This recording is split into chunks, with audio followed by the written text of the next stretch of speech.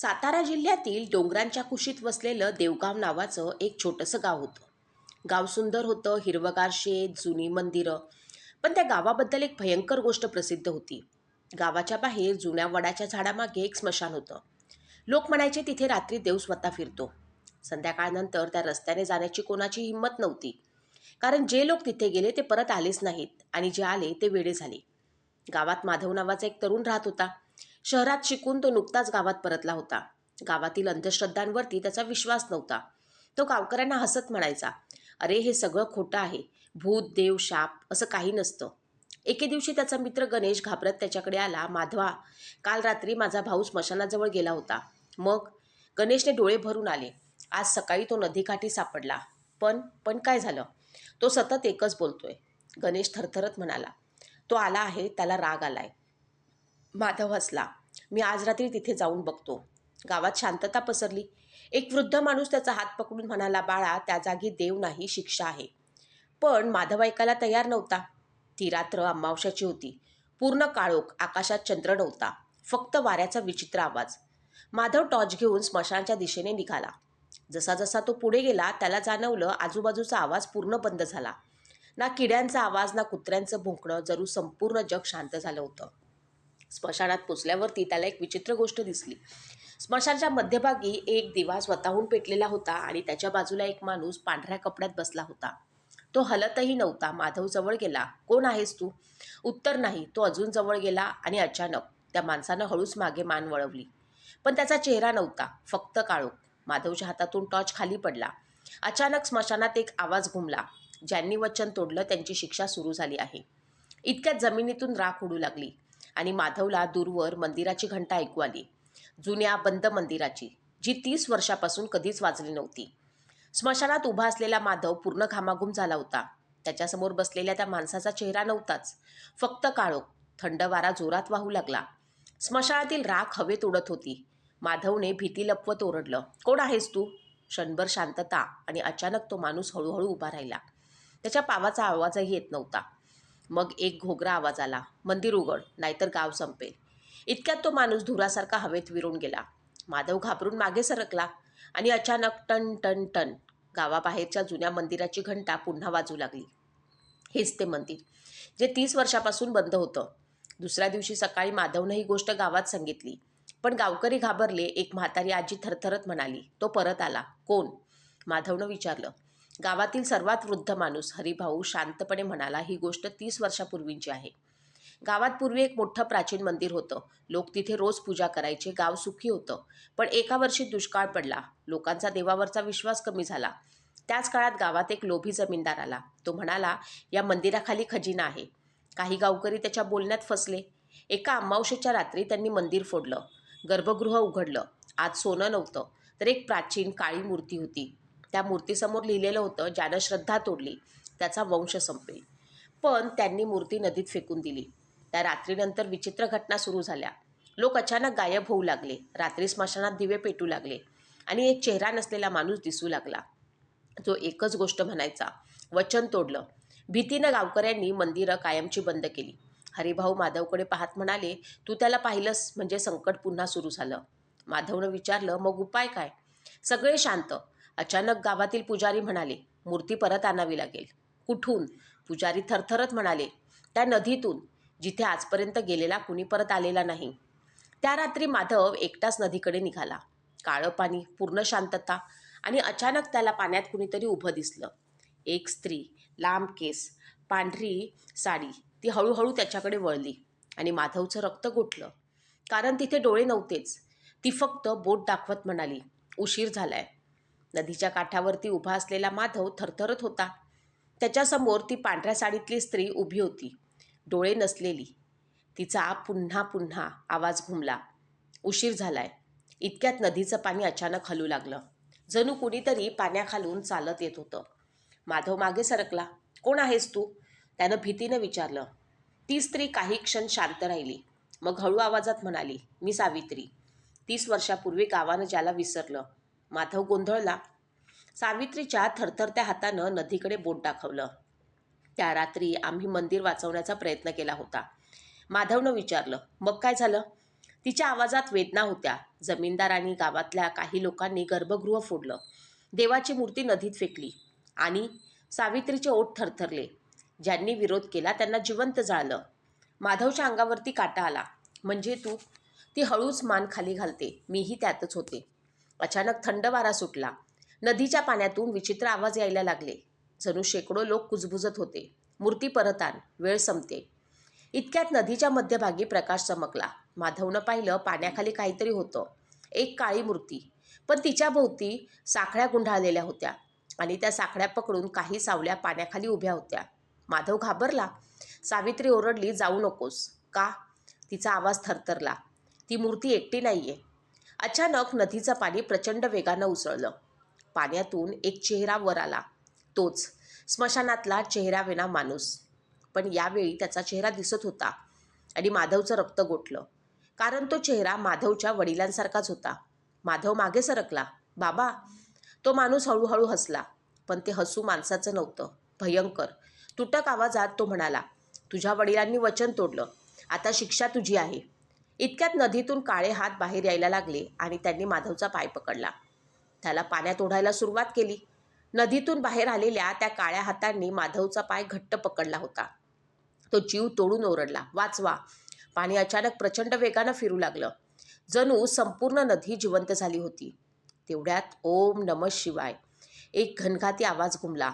नदीकाठचा एक वृद्ध साधू हातात त्रिशूळ घेऊन उभा होता. त्याच्या कपाळावरती भस्म, डोळ्यात विचित्र तेज. त्यानं नदीत काहीतरी भस्म फेकलं. क्षणात काळे हात मागे सरकले. माधव किनाऱ्यावरती फेकला गेला. तो धापा टाकत उठला. कोण आहात तुम्ही? साधू शांतपणे म्हणाले, मी तो आहे ज्यानं 30 वर्षापूर्वी हे सर्व थांबवण्याचा प्रयत्न केला होता. माधव चकित झाला. माझ्या वडिलांबद्दल त्यानं काय म्हटलं? साधू काही क्षण शांत राहिला. मग गंभीर आवाजात म्हणाला, तुझे वडील मेले नाहीत. माधवच्या पायाखालची जमीन सरकली. काय? ते अजून जिवंत आहेत. पण गावाने सांगितलं की ते नदीत बुडून मेले. साधू हळूहळू म्हणाला, खोटं सांगितलं गेलं. 30 वर्षांपूर्वी जेव्हा मंदिर फोडलं गेलं, माधवचे वडील त्या लोकांमध्ये होते. पण नंतर त्यांना कळलं की ते खजिना नव्हतं. तो एक रक्षण बंद होता. त्या मंदिरात एक भयंकर शक्ती बंदिस्त होती. ती शक्ती गावाचं रक्षणही करत होती आणि शिक्षाही. मूर्ती नदीत फेकल्यावर शक्ती मुक्त झाली. गावात मृत्यू सुरू झाले. पण माधवच्या वडिलांनी स्वतःचं बलिदान दिलं. त्यांनी त्या शक्तीला परत बंद करण्यासाठी नदीत प्रवेश केला. पण ते परत आले नाहीत. माधव हळू आवाजात म्हणाला, मग मी ज्यांना पाहिलं. साधूचे डोळे गंभीर झाले. ते तुझे वडील नव्हते. मग कोण? साधू कुजबुजला. ती शक्ती जी माणसाचा चेहरा घेते. माधवच्या अंगावरती शहारे आले. इतक्यात दूर गावातून किंचाळण्याचा आवाज आला. आ आ आ आ. माधव आणि साधू गावाकडे धावले. गावात पोचल्यावरती सगळीकडे धूर. लोक घाबरून पळत होते. गावाच्या मध्यभागी तीच काळी मूर्ती स्वतःहून उभी होती, जिची जागा नदीत होती. पण आता मूर्तीचे डोळे उघडे होते आणि तिच्यासमोर गावातील सरपंच हवेत लटकला होता. एक घोगरा आवाज घुमला. ज्यांनी सत्य लपवलं त्यांचा हिशोब सुरू. माधव थरथरला. साधू हळू आवाजात म्हणाला, आज अमावस्या आहे. जर पहाटेपूर्वी मूर्ती मंदिरात पोचली नाही तर संपूर्ण गाव कायमचं संपेल. आणि तेवढ्यात मूर्तीने हळूहळू आपली मान माधवकडे वळवली आणि पहिल्यांदाच ती हसली. गावाच्या चौकात उभी असलेली ती काळी मूर्ती हसत होती. मूर्ती हसते हे पाहून लोक किंचाळत पळत होते. आकाशात अचानक काळे ढग जमले. विजा चमकू लागल्या आणि तेवढ्यात ढण ढण ढण बंद मंदिराची घंटा स्वतःहून वाजू लागली. साधूने माधवचा हात घट्ट पकडला. वेळ फार कमी आहे. काय करायचं? साधू गंभीर आवाजात म्हणाला, ज्यांनी पाप केलं त्यांची नावं शोधायची. का? कारण हा सूड अंध नाही, तो हिशोब घेतोय. माधवला अचानक हरिभाऊंचे शब्द आठवले. गावातलं सत्य कुणी सांगत नाही. दोघेही गावातील सर्वात जुन्या वाड्याकडे गेले. तो होता माजी जमीनदाराचा मोडकळीस आलेला वाडा. आत धूळ, कोळ्यांची जाळी, तुटलेले फोटो आणि एका जुन्या कपाटात त्यांना एक लाल रंगाची डायरी सापडली. साधूने ती उघडली. पहिलंच पान वाचून माधवच्या अंगावरती काटा आला. मंदिर फोडण्याचा प्रयत्न, गावातील 7 जण. त्यात नावं लिहिली होती. सरपंच, हरिभाऊ, पुजारी आणि माधवचा श्वास अडकला. त्याच्या वडिलांचं नावही होतं. नाही, तो कुजबुजला. तेवढ्यात मागून आवाज आला. पूर्ण सत्य अजून कळलं नाही. दोघे मागे वळले. दारात हरिभाऊ उभे होते. पण काहीतरी विचित्र होतं. त्यांच्या सावलीच नव्हती.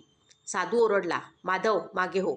क्षणात हरिभाऊंचे डोळे पूर्ण काळे झाले. त्यांचा आवाज बदलला, त्याला सत्य सांगू नका. अचानक त्यांनी साधूचा गळा पकडला आणि भिंतीवरती आपटलं. माधव घाबरला. हरिभाऊ. ते हसले. हरिभाऊ 20 वर्षापूर्वीच मेले. माधवचा थरकाप उडाला. मग तू कोण? तेवढ्यात त्याच्या शरीरातून काळा धूर बाहेर यायला लागला आणि एक भयंकर आवाज घुमला, मी त्या शापाचा पहिला भुकेला जीव आहे.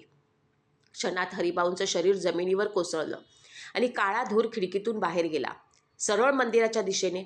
साधू धापा टाकत म्हणाला, आता मला सगळं आठवलं. माधवने विचारलं, काय? साधूचा चेहरा फिकट पडला. तुझे वडील मंदिर फोडणाऱ्यांमध्ये नव्हते. मग डायरीत नाव? साधू कुजबुजला. त्यांनी स्वतःचं नाव मुद्दाम टाकलं. का? साधूचे डोळे भरून आले. कारण खरा दोषी तुझा जन्मदाता नाही. क्षणभर शांतता. मग तो म्हणाला, माधव, तुला ज्यानं वाढवलं तो तुझा खरा बाप नव्हता. आणि तेवढ्यात गावभर एक किंकाळी घुमली. लोक ओरडत होते. स्मशानातून लोक परत आलेत. माधव बाहेर धावला आणि त्याचं रक्त गोठलं. गावाच्या रस्त्यावरती 30 वर्षापूर्वी मेलेले लोक चालत येत होते. जळालेले चेहरे, रिकामे डोळे आणि सगळं एकच वाक्य म्हणत होते, वचन तोडलं. गावाच्या रस्त्यावरती चालत येणारे ते लोक 30 वर्षापूर्वी मेलेले. जळालेले चेहरे, रिकामे डोळे आणि एकच आवाज, वचन तोडलं. गावकरी घरात लपले. दारं खिडक्या बंद. पण विचित्र गोष्ट म्हणजे ते मृत लोक कुणाला मारत नव्हते. ते फक्त मंदिराच्या दिशेने चालत होते. माधव घाबरून साधूकडे पाहतो. हे काय चाललंय? साधू थरथरत म्हणाले, हे सूड नाही. मग? ही परतफेड आहे. माधव काही समजण्याआधीच मंदिराकडनं काळा प्रकाश आकाशात झेपावला. आकाश जणू फाटलं. विजा कडाडल्या आणि अचानक माधवच्या डोक्यात प्रचंड वेदना सुरू झाल्या. त्याच्या डोळ्यासमोर विचित्र दृश्य चमकू लागली. एक स्त्री, तिच्या हातात लहान बाळ, आग, किंचाळ्या आणि एक माणूस ओरडत होता, याला लपवा, नाहीतर तो परत येईल. माधव धडधडत खाली बसला. हे काय आहे?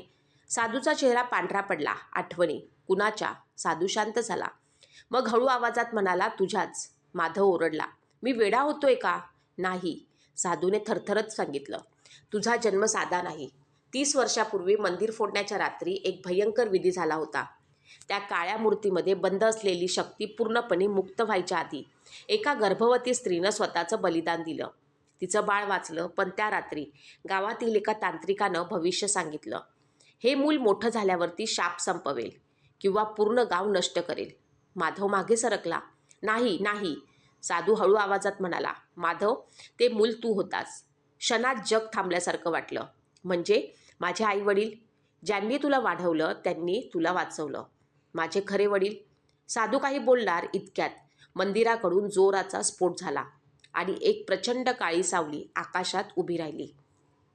तिचे डोळे लाल, हात प्रचंड, आवाज घोगरा. माझा वारस परत आला. ती सावली थेट माधवकडे पाहत होती. साधूच्या हातातून त्रिशूळ खाली पडला. तो कुजबुजला. देवा? याचा अर्थ? माधव घाबरून विचारतो. काय अर्थ? साधूच्या डोळ्यात भीती होती. तुझा खरा बाप माणूस नव्हता. आणि तेवढ्यात माधवच्या हातावरती काळ्या चिन्हासारखी आग चमकली. जणू काहीतरी जागं होत होतं. माधवच्या हातावरती उमटलेलं ते काळं जळतं चिन्ह क्षणाक्षणाला मोठं होत होतं. जणू त्वचेखाली आग धावत होती. तो वेदनेने ओरडला, आ, हे काय आहे? साधू मागे सरकला. त्याच्या चेहऱ्यावरती पहिल्यांदाच भीती दिसत होती. शाप जागा होतोय. आकाशात उभी असलेली ती प्रचंड सावली पुन्हा गरजली. माझा वारस. क्षणात गावावरचा वारा थांबला. कुत्रे ओरडू लागले. मंदिराच्या दिशेने चालणारे मृत लोक एकदम थांबले आणि सगळ्यांनी एकाच वेळी माधवकडे मान वळवली. वारस. माधव घाबरून मागे हटला. मी नाही. मी साधा माणूस आहे. अचानक त्याच्या डोक्यात पुन्हा चित्र चमकलं. एक प्राचीन गुहा, काळी मूर्ती आणि एक उंच माणूस. त्याचे डोळे पूर्ण लाल. तो एका गर्भवती स्त्रीसमोर उभा होता. तो हळू आवाजात म्हणत होता, हा मुलगा 2 जगांचं संतुलन ठरवेल. चित्र संपलं. माधव धापा टाकत खाली बसला. साधू शांतपणे म्हणाला, वेळ आली आहे सत्य सांगायची. खूप वर्षांपूर्वी त्या मंदिरात एक शक्ती बंद नव्हती. ती एक देवता होती. पण देव नव्हे, रक्षक. लोक त्याला भीतीनं काळभैरवाचा छायारक्षक म्हणायचे. त्याच्या शपथेवरती तो गावाचं रक्षण करत असे. पण एक नियम होता, माणसांनी वचन मोडू नये. जेव्हा गावकऱ्यांनी लोभाने मंदिर फोडलं, त्या रक्षकाचा विश्वास तुटला आणि तो क्रोधात बदलला. पण पूर्ण विनाश होण्याआधी एक स्त्री पुढे आली, माधवची आई. ती त्या रक्षकावरती प्रेम करत होती. माधवचा श्वास अडकला. म्हणजे साधूचे डोळे मिटले. हो, तुझा पिता तोच छायारक्षक होता. माधवच्या अंगातून जणू वीज गेली. नाही, तुझ्यात माणसाचं रक्त आहे आणि त्यांचंही. इतक्यात माधवच्या हातावरील चिन्ह अचानक चमकलं. त्याच्या डोळ्यात काही क्षण लाल प्रकाश आला आणि त्याला दूर मंदिरातलं सगळं दिसू लागलं. जणू तो तिथेच उभा होता, मंदिराच्या गर्भगृहात. ती काळी मूर्ती फुटत होती. आतून एक जिवंत काळी आकृती बाहेर येत होती. लाल डोळे, प्रचंड उंच शरीर आणि त्याच्या चेहऱ्यावरती हलकंसं दुःखी हसू. तो कुजबुजला. मुला? माधव दचकला. तो मला बोलावतोय. साधू घाबरला. नको जाऊस. का? साधू थरथरत म्हणाला. कारण जर तू त्याच्याकडे गेलास तर दोनपैकी एक गोष्ट होईल. तू शाप संपवशील किंवा स्वतः नवीन काळा देव बनशील. इतक्यात गावभरच्या मृतांनी जोरात किंचाळण्याची सुरुवात केली. मंदिरातून काळा प्रकाश आकाशात फुटला आणि एक आवाज घुमला. अंतिम रात्र सुरू झाली. गावावरती काळोख पसरला होता. आकाश लालसर झालं होतं. मंदिराच्या दिशेने काळा प्रकाश उसळत होता आणि संपूर्ण गावात एकच आवाज घुमत होता. अंतिम रात्र. माधवच्या हातावरील चिन्ह आता पूर्ण जळत होतं. त्याच्या डोळ्यामध्ये क्षणाक्षणाला लाल प्रकाश चमकत होता. साधूने त्याचा हात पकडला. ऐक, अजून वेळ गेली नाही. मला तिथे जायलाच हवं. का? माधव शांतपणे म्हणाला. कारण तो मला बोलावतायत. मग तो मंदिराच्या दिशेने निघाला. त्याच्याकडे जिवंत, मृत, चळालेले चेहरे, रिकामे डोळे. पण आता ते त्याच्यावरती हल्ला करत नव्हते. जणू त्याचा मार्ग मोकळा करत होते. मंदिराजवळ पोचल्यावरती माधव थांबला. मोडकळीस आलेलं मंदिर, पण आता ते जिवंत वाटत होतं. भिंतीवरती काळ्या सावल्या हलत होत्या. गर्भगृहातून विचित्र प्रकाश बाहेर पडत होता.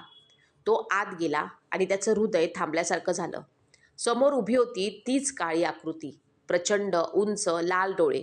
पण चेहऱ्यावरती राग नव्हता, दुःख होतं. आकृती हळू आवाजात म्हणाली, माधव, तू माझे वडील. क्षणभर शांतता. मग ती आकृती गुडघ्यांवरती बसली आणि पहिल्यांदाच त्याच्या डोळ्यात पाणी आलं. 30 वर्ष वाट पाहिली. माधवच्या डोळ्यातून अश्रू आले. मग तू हे सगळं का केलंस? आकृतीचा आवाज तुटला. मी नाही. काय? मी गावाचा रक्षक होतो. मग अचानक मंदिर हादरलं. गर्भगृहाच्या खाली जमीन फुटली आणि काळा धूर बाहेर आला. त्यातून एक दुसरीच आकृती वर आली.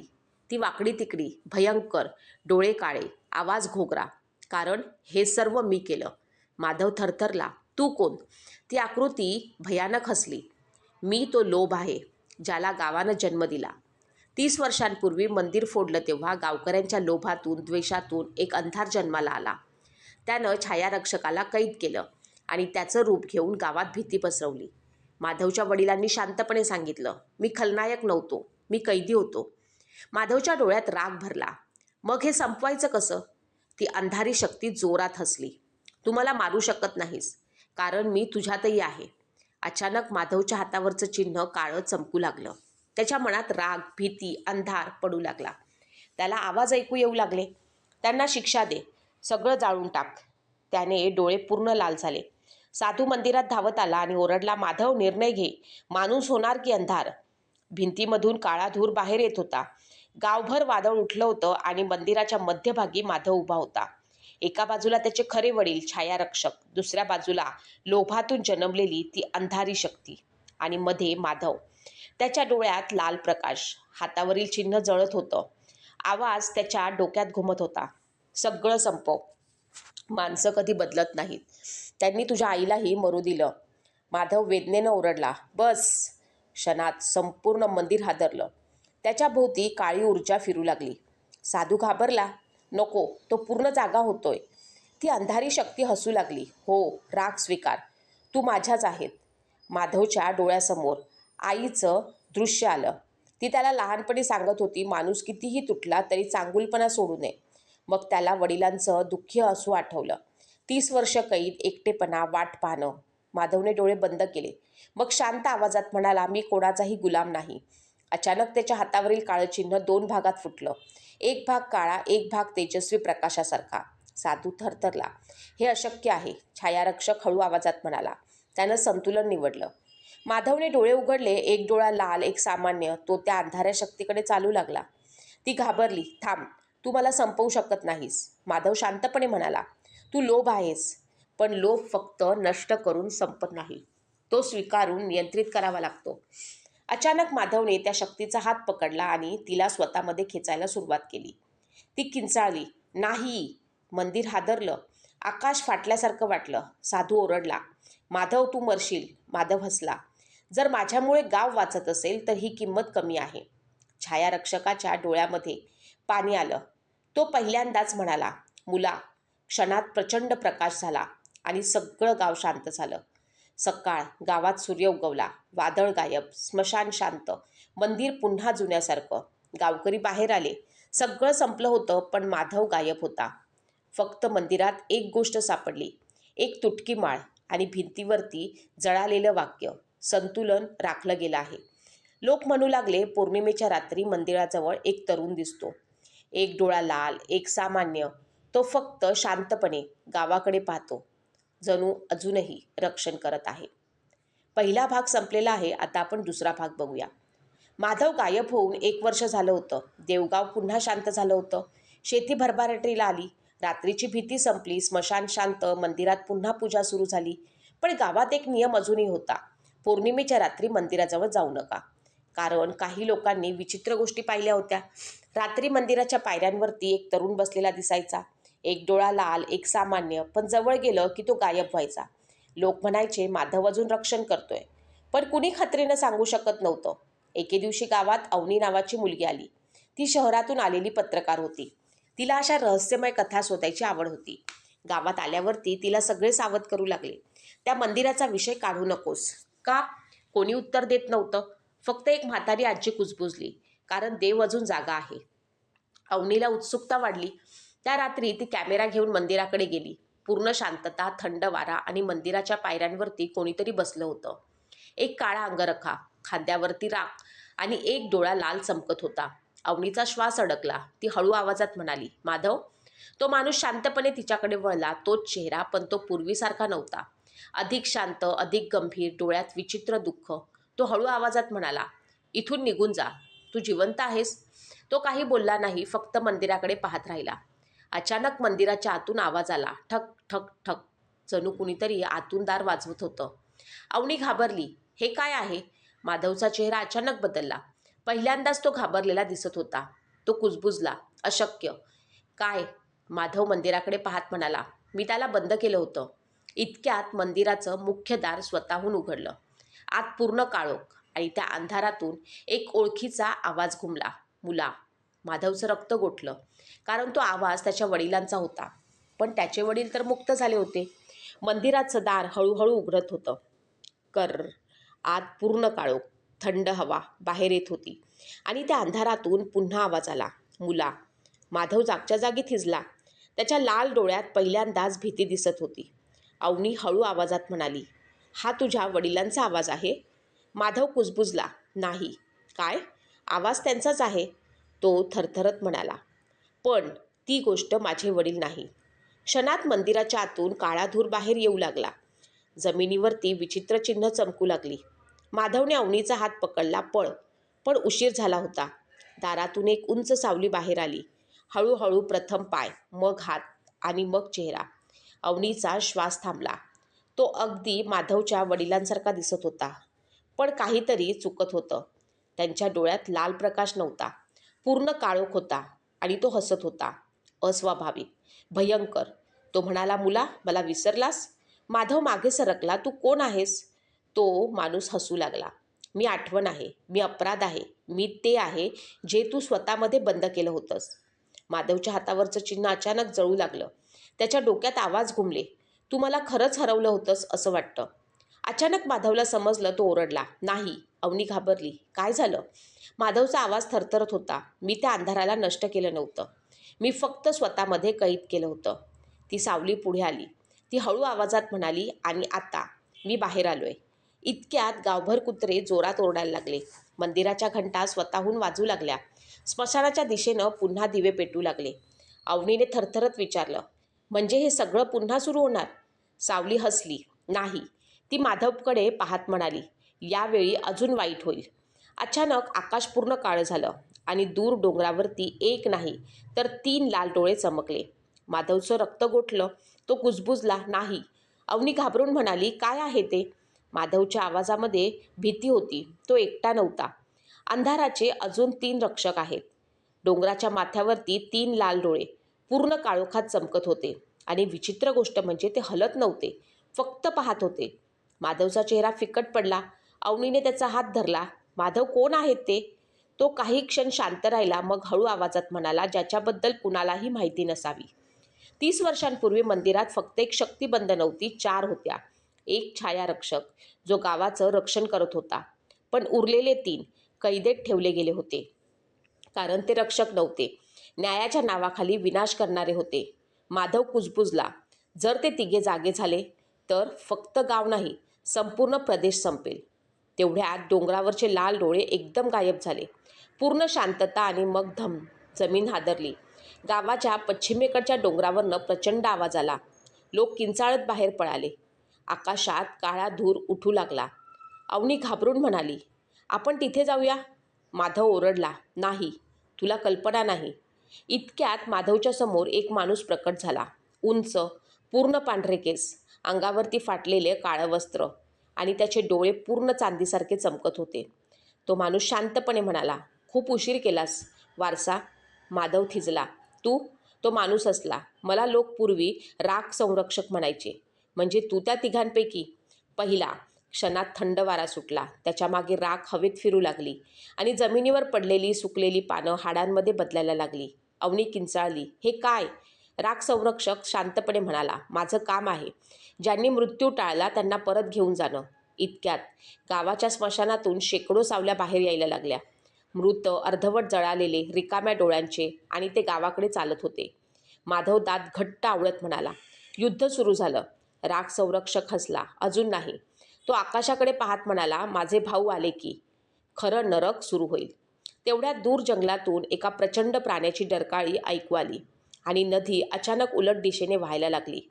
देवगावच्या लोकांनी असं दृश्य आयुष्यात कधीच पाहिलं नव्हतं. नदी उलट दिशेने वाहत होती. पाणी काळं पडत होतं आणि त्यातून विचित्र कुजबूज ऐकू येत होती. जणू हजारो लोक एकाच वेळी काहीतरी बोलत होते. तो जागा झाला. माधवचा श्वास अडकला. त्याला लगेच समजलं, नदीरक्षक. अवनी घाबरून विचारते, आत्ता कोण? राख संरक्षक हलकसा हसला, माझा दुसरा भाऊ, ज्याला माणसं जलछाया म्हणायची. तो काय करतो? राख संरक्षकाच्या डोळ्यामध्ये विचित्र चमक आली. तो लोकांना मारत नाही, तो त्यांच्या आठवणी चोरतो. क्षणभर शांतता, मग धाडकन नदीच्या मध्यभागी प्रचंड स्फोट झाला. पाणी आकाशात उसळलं आणि हळूहळू त्यातून एक आकृती बाहेर आली. उंच, पूर्ण ओले केस, शरीरावरती काळसर पाणी वाहत होतं आणि चेहरा अर्धा माणूस अर्धा सावली. त्याचे डोळे निरसळ चमकत होते. तो हसला, खूप वर्षांनी. मग त्याने गावाकडे पाहिलं आणि अचानक गावातील काही लोक एकदम थांबले. त्यांच्या चेहऱ्यावरती गोंधळ. एक माणूस अचानक ओरडला, मी मी मी कोण आहे? दुसरी स्त्री रडायला लागली, माझं घर कुठे आहे?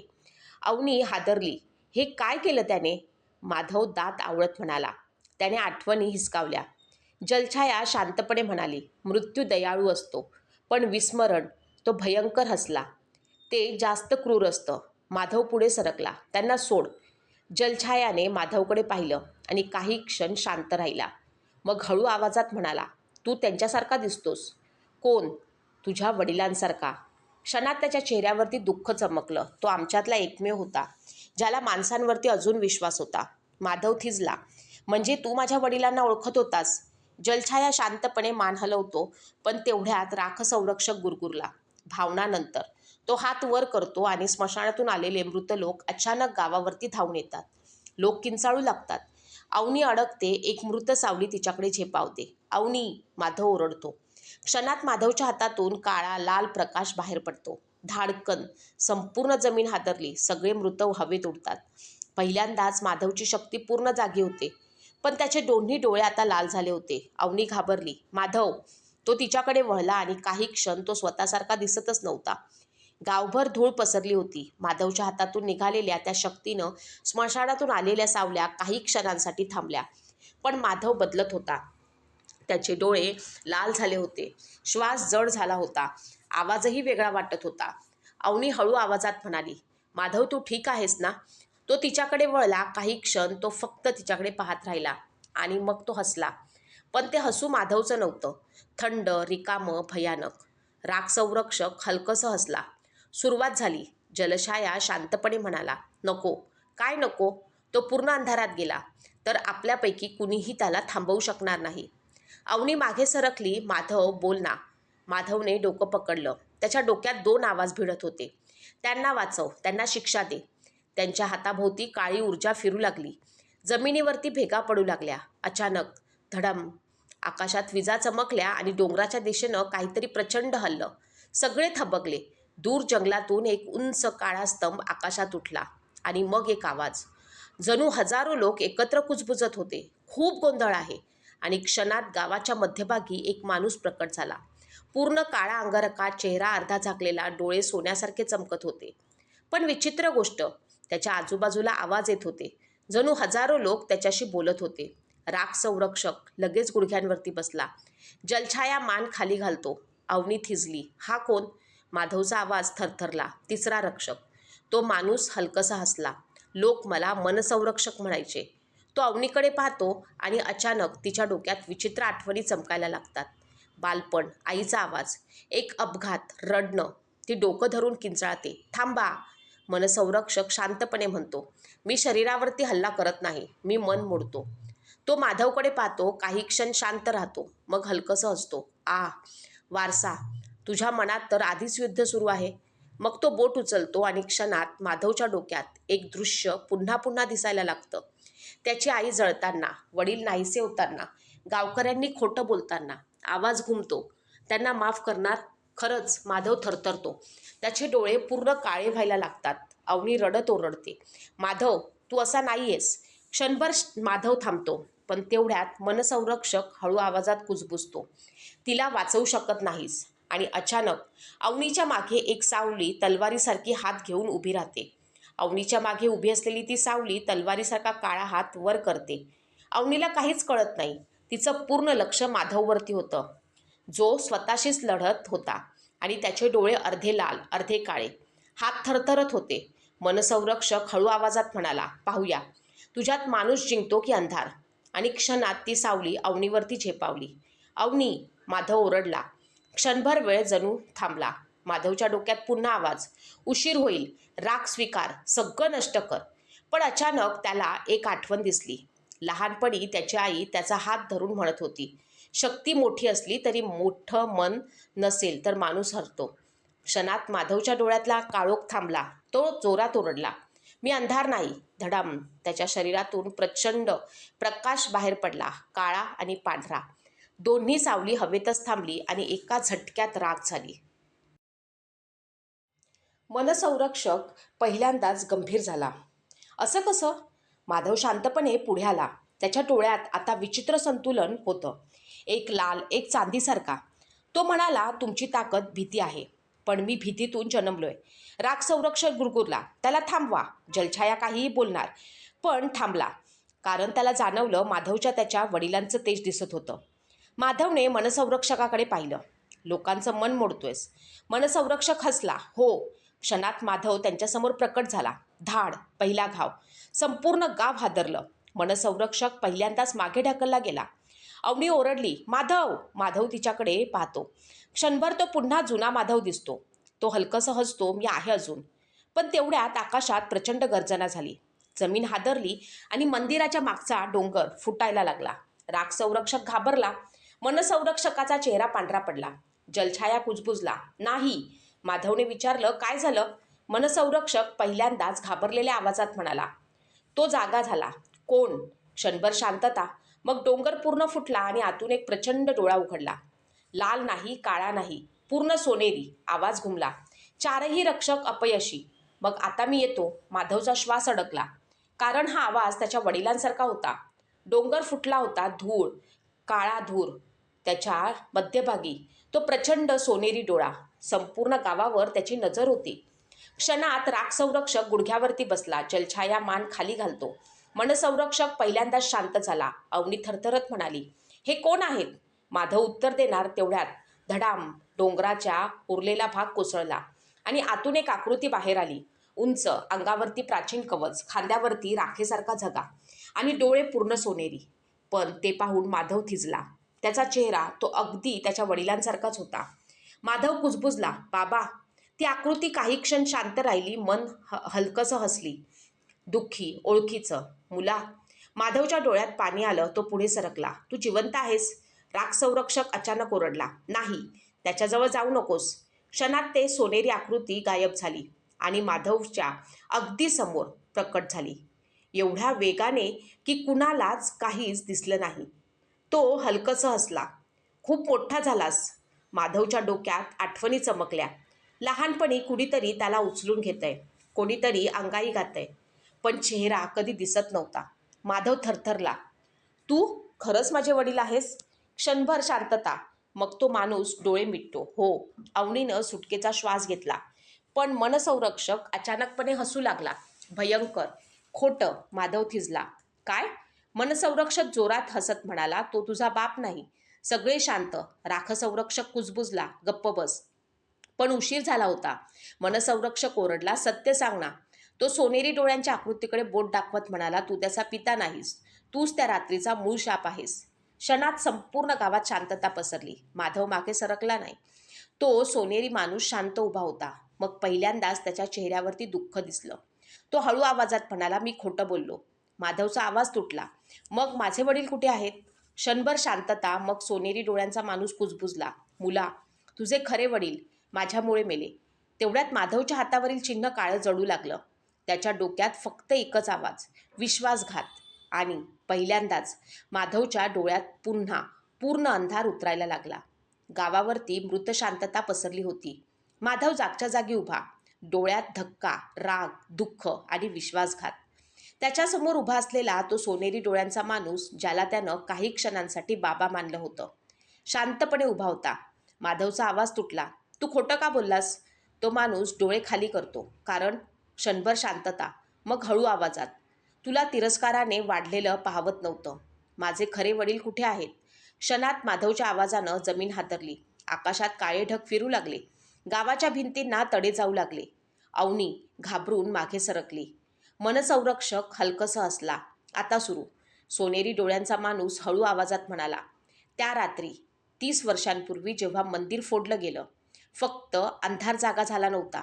एक दरवाजा उघडला होता. 2 जागांमधला. माणसाचं जग आणि सावल्यांचं. माधवचे खरे वडील छायारक्षक नव्हते. ते होते द्वारपाल, ज्यांचं काम होतं तो दरवाजा बंद ठेवणं. पण गावकऱ्यांच्या लोभामुळे दरवाजा तुटला आणि त्यातून तो आला. सोनेरी डोळ्यांचा. मी राक्षस नाही. तो शांतपणे म्हणाला. मी न्याय आहे. खोटं. माधव ओरडला. तू माझे वडील मारलेस. तो माणूस डोळे मिटतो. पहिल्यांदाच त्याच्या चेहऱ्यावरती पश्चाताप दिसतो. हो. क्षणात माधवच्या हातातून काळी आग बाहेर पडली. जमीन फुटली. अवनी ओरडली. माधव थांब. पण आता उशीर झाला होता. माधवचे दोन्ही डोळे पूर्ण काळे झाले होते. आवाज घुमला. आता न्याय माझा. राग संरक्षक कुजबुजला. नाही. जलछाया डोळे मिटतो. तो पडला. मनसंरक्षक मात्र हसत होता. शेवटी माधव हळूहळू हवेत वर उठला. त्याच्या भोवती काळं वादळ फिरू लागलं. तो सोनेरी माणसाकडे पाहत म्हणाला. आज तू मरशील. क्षणात धडाम. माधव त्याच्यावरती झेपावला. पहिला घाव. संपूर्ण डोंगर अर्धा तुटला. दुसरा घाव. आकाश फाटल्यासारखं वाटलं. तिसरा घाव. पण सोनेरी माणूस प्रतिकार करतच नव्हता. तो फक्त मार खात उभा होता. माधव ओरडला. लढत का नाहीस? तो हलकसं हसला. दुःखी. कारण हा राग तुझा नाही. आणि तेवढ्यात त्यानं माधवच्या छातीवरती हात ठेवला. क्षणात माधवच्या डोक्यामध्ये एक आठवण फुटली. एक सत्य, एक भयंकर सत्य. त्याचे खरे वडील मेले नव्हते. ते अजूनही त्या दरवाजाच्या पलीकडे जिवंत होते. माधवचा श्वास अडकला. नाही. सोनेरी माणूस कुजबुजला. आणि दरवाजा पुन्हा उघडतोय. इतक्यात मंदिराच्या मागे आकाशात एक प्रचंड काळी फट उघडली. आणि आतून कुणाच्या तरी पावलांचा आवाज येऊ लागला. आकाश फाटलं होतं. मंदिराच्या मागे उघडलेली ती प्रचंड काळी फट जणू दुसऱ्याच जगाचं तोंड. त्यातून थंड वारा येत होता. पण तो साधा वारा नव्हता. कुजबुजांनी भरलेला. हजारो आवाज, रडणं, किंचाळणं आणि एकच वाक्य. द्वारपाल परत येतोय. माधव हवेतच थांबला. त्याचं पूर्ण काळे झालेले डोळे काही क्षण थरथरले. माझे वडील जिवंत आहेत? सोनेरी डोळ्यांचा माणूस शांतपणे मान हलवतो. हो. मग तू खोटं का बोललास? तो हळू आवाजात म्हणाला. कारण जर तुला सत्य आधी कळलं असतं तर तू हा दरवाजा स्वतः उघडला असतास. अवनी गोंधळली. म्हणजे काय? राग संरक्षक गंभीर आवाजात म्हणाला. माधवच किल्ली आहे. जलछाया कुजबुजला. त्याच्या रक्तात दोन्ही जगं आहेत. तेवढ्यात ठक ठक ठक फटीच्या आतून पावलांचा आवाज मोठा झाला. जमीन हादरू लागली. मंदिराच्या भिंती तडकू लागल्या. गावकरी किंचाळत पडू लागले. आणि मग अंधारातून एक हात बाहेर आला. सामान्य नाही, पूर्ण काळ्या कवचात झाकलेला. हातावरती प्राचीन चिन्ह कोरलेली. आणि मग दुसरा हात. आणि हळूहळू एक उंच आकृती बाहेर आली. अंगावरती तुटलेलं कवच, चेहऱ्यावरती जखमा, एका डोळ्यावरती काळी पट्टी आणि दुसरा डोळा लाल. माधवचा श्वास थांबला, कारण तो चेहरा त्याच्यासारखाच दिसत होता. आकृती काही क्षण शांत उभी राहिली. मग त्याने पहिल्यांदाच वर पाहिलं आणि कुजबुजला. माधव. माधव थरथरला. बा बा. क्षणभर शांतता. मग त्या माणसाच्या डोळ्यात पाणी आलं. तो गुडघ्यावरती बसला आणि हळू आवाजात म्हणाला, मुला, माफ कर. अवनीच्या डोळ्यात अश्रू आले. हे खरंच त्याचे बाबा आहेत? सोनेरी डोळ्यांचा माणूस हळू आवाजात म्हणाला, हो, खरा द्वारपाल. पण मनसंरक्षक अचानकपणे मागे सरकला. पहिल्यांदाच तो घाबरलेला दिसत होता. राख संरक्षक कुजबुजला. असं होऊ नये. माधव गोंधळला. काय झालं? जलछाया थरथरत म्हणाला, तो एकटा नाही आलाय. क्षणात त्या काळ्या फटीच्या आत शेकडो लाल डोळे उघडले आणि एक प्रचंड आवाज घुमला. द्वार उघडलं आहे. आता जग मिसळतील. माधवचे खरे वडील घाबरून ओरडले, माधव, दरवाजा बंद कर, आत्ताच. पण तेवढ्यात फटीच्या आतून एक प्रचंड हात बाहेर येऊ लागला. एवढा मोठा की संपूर्ण मंदिर त्यात मावेल. आकाशात उघडलेली ती फट आता पूर्ण गावभर सावली टाकत होती. आणि त्यातून बाहेर येणारा तो प्रचंड हात जणू पर्वत हलत होता. मंदिराची घंटा वेड्यासारखी वाजत होती. गावकरी रडत होते. कोणी देवाला हाक मारत होतं, कोणी घरात लपलं होतं. पण माधव, तो फक्त त्याच्या खऱ्या वडिलांकडे पाहत होता. 30 वर्षांची पोकळी. एकच प्रश्न, तुम्ही मला सोडलत का? त्याच्या वडिलांच्या डोळ्यात वेदना होत्या. ते हळू आवाजात म्हणाले, सोडलं नाही, वाचवलं. माधव काही बोलणार तेवढ्यात धडाम, त्या प्रचंड हाताने मंदिराचा अर्धा भाग मोडला आणि काळ्या फटीतून एक चेहरा दिसू लागला. डोळे आकाशा एवढे मोठे, पूर्ण लाल. आवाज जणू वादळ बोलत होतं. द्वारपाल, तू पुन्हा अपयशी ठरलास. माधवचे वडील तलवार बाहेर काढतात. अचानक तुटकी पण चमकत होती. ते माधवकडे पाहतात. ऐक, वेळ नाही. हा कोण आहे? वडील गंभीर आवाजात म्हणाले, तो सीमा भक्षक आहे. 2 जगांच्या सीमेला खाणारा. जर तो पूर्ण बाहेर आला तर माणसाचं जग संपेल. सोनेरी डोळ्यांचा माणूस पुढे आला. पहिल्यांदाच तो गुडघ्यावरती बसला. माझी चूक होती, मी सत्य लपवलं. माधव थिजला. तू कोण आहेस? खरं, तो शांतपणे म्हणाला, मी पहिला द्वारपाल होतो आणि तुझ्या वडिलांचा गुरु. क्षणभर सगळं शांत झालं. मग फटीतून शेकडो सावल्या बाहेर पडायला लागल्या. विकृत, भयानक, लाल डोळे. गावाकडे धावत अवनी किंचाळली, माधव. माधवचे वडील तलवार उचलतात. मी दरवाजा थांबवतो. नाही, माधव ओरडला. वडील हलकसं हसले, दुःखी. दुसऱ्यांदा तुला सोडून जावं लागू नये असं वाटतं. पण ही माझी शिक्षा आहे. माधवच्या डोळ्यात पाणी आलं. नाही, आता नाही. क्षणात माधवच्या आत काहीतरी बदललं. काळोख, प्रकाश, राग, प्रेम सगळं एकत्र आलं. त्याच्या हातावरील चिन्ह चमकलं आणि पहिल्यांदाच तो पूर्ण सोनेरी झाला. राखसंरक्षक थिजला. जलछाया कुजबुजला. असं कधी झालंच नाही. मनसंरक्षक मागे सरकला. तो पूर्ण जागा झाला. माधव हवेत वर उठला. त्याचे डोळे एक लाल एक सोनेरी. आवाज घुमला. यावेळी कोणी जाणार नाही. आणि तो सीमाभक्षकाकडे झेपावला. माधव आकाशात झेपावला. खाली देवगाव जळत होतं. वर फाटलेलं आकाश आणि समोर सीमाभक्षक. एवढा प्रचंड की त्याचा फक्त चेहराच डोंगरा एवढा होता. लाल डोळे, तुटलेल्या जगासारखी त्वचा. आवाज जणू हजारो वादळं एकत्र गरजत होती. अर्धा मानव, अर्धी सावली. तू मला थांबवणार?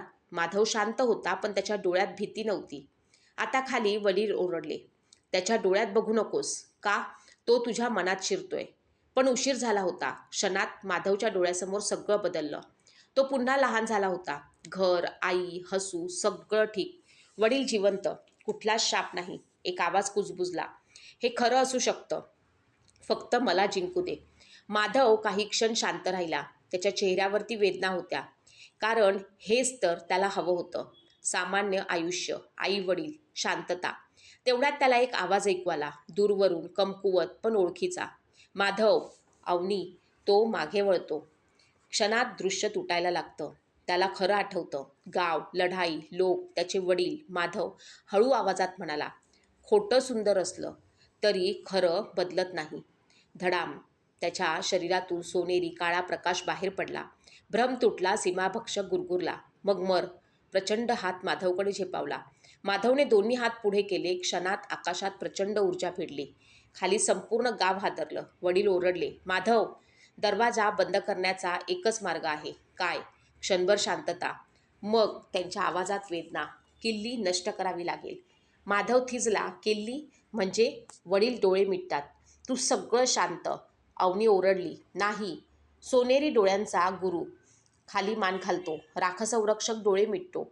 जलछाया कुजबुजतो. म्हणून सत्य लपवलं गेलं. माधव हवेत स्थिर राहिला. एक बाजू जग, दुसरी बाजू त्यांचं आयुष्य. तेवढ्यात सीमाभक्षक जोरात हसू लागला. तो कधीच स्वतःला मारणार नाही. माधव शांतपणे खाली गावाकडे पाहतो. मंदिर, लोक, अवनी, वडील. मग हलकंसं हसतो. आईसारखंच हसू आणि हळू आवाजात म्हणतो, यावेळी कोणी एकटं राहणार नाही. आणि तो सरळ त्या काळ्या फटीतून मध्यभागी उडी मारतो. अवनी किंचाळते, माधव. माधवने त्या काळ्या फटीत उडी मारली. क्षणात सगळं शांत झालं.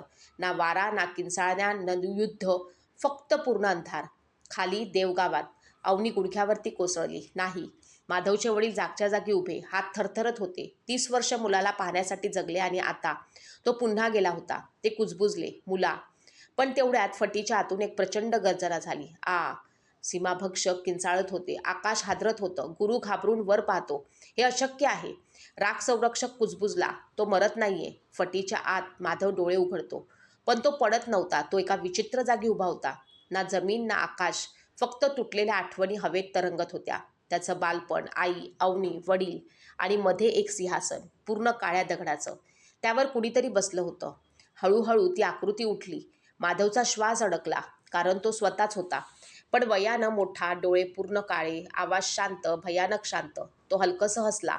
शेवटी आलास. माधव मागे सरकला. तू कोण? तो म्हणाला, मी तूच, जो दुसऱ्या निवडीत जन्मला. क्षणभर शांतता. मग तो पुढे आला. त्या रात्री जर तू लोकांना माफ केलं नसतंस तर तू मी झाला असतास. माधवच्या अंगावरती काटा आला. म्हणजे? मी पूर्ण अंधार आहे. तो सिंहासनावरती बसतो आणि हसतो. आणि आता तुला एक निवड करायची आहे. अचानक माधवच्या समोर 2 दृश्य उभी राहतात. पहिलं, तो स्वतःला बलिदान देतो. दरवाजा बंद होतो. गाव वाचतं. पण तो कायमचा नाहीसा होतो. अवनी रडत जगते. वडील एकटे पडतात.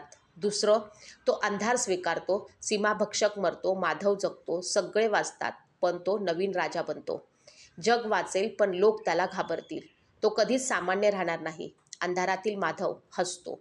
तर मरण की राक्षस होणं? आणि तेवढ्यात दूरवरून एक आवाज येतो. कमकुवत, रडका, ओळखीचा. तू परत ये.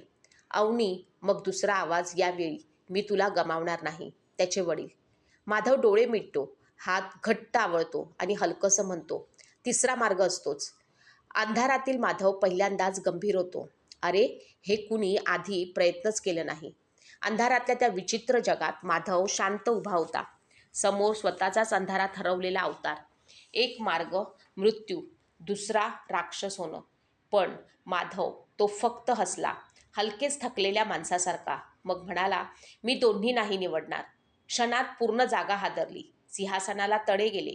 अंधारातील माधव पहिल्यांदाच उठून उभा राहिला. असं होत नाही का? कारण प्रत्येक कथेला किंमत असते. माधव शांतपणे म्हणाला, मग किंमत मी ठरवतो. तो पुढे चालत जातो. सिंहासनाजवळ थांबतो. मग स्वतःच्या अंधाराकडे हात पुढे करतो. अंधारातील माधव गोंधळतो. काय करतोयस? तुला संपवत नाही, स्वीकारतोय. क्षणभर शांतता. मग माधव हळू आवाजात म्हणतो, तू मीच आहेस. माझा राग, माझी भीती, माझा अंधार. पण तू माझा मालक नाहीस. अचानक त्याच्या हातातून सोनेरी प्रकाश बाहेर पडतो. आणि पहिल्यांदाच अंधारातील माधवच्या डोळ्यामध्ये भीती दिसते. थांब, हे शक्य नाही. क्षणात दोघे एकमेकात मिसळायला लागतात.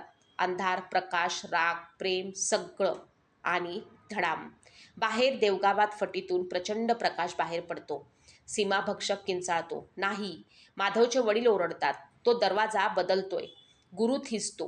तो बंद करत नाही. तो पुन्हा घडवतोय. आकाशातली फट हळूहळू बदलायला लागते. काळोख नाहीसा होतो. त्या जागी प्रकाश आणि सावलीचं संतुलन तयार होतं. सीमाभक्षक मागे ओढला जातो. तो गरजतो, तू नियम तोडलास. मग धाड, दरवाजा बंद, पूर्ण शांतता, वादळ थांबतं, आकाश स्वच्छ होतं आणि माधव दिसत नाही. अवनीच्या डोळ्यात पाणी नाही. माधवचे वडील गुडघ्यावरती बसतात. पुन्हा हरवल्याची भावना.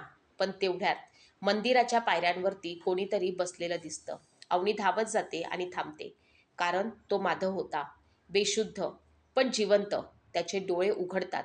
एक लाल, एक सोनेरी, आणि तो हलकसं म्हणतो, झालं का सगळं? अवनी रडत हसते. मूर्ख आहेस तू. माधवचे वडील हळूहळू जवळ येतात. दोघे काही क्षण फक्त एकमेकांकडे पाहतात. 30 वर्षांची पोकळी, एक शब्दही नाही. मग वडील त्याला मिठी मारतात आणि पहिल्यांदाच माधव रडतो. 1 वर्षानंतर देवगाव पुन्हा शांत, मंदिर उभं, लोक आनंदात. पण एक नवीन गोष्ट सुरू झाली. गावात जेव्हा कुणी रागात, द्वेषात हरवतं, मंदिराजवळ एक माणूस दिसतो. एक डोळा लाल, एक सोनेरी. तो फक्त एवढंच म्हणतो, अंधार संपत नाही, त्याला समजून घ्यावं लागतं.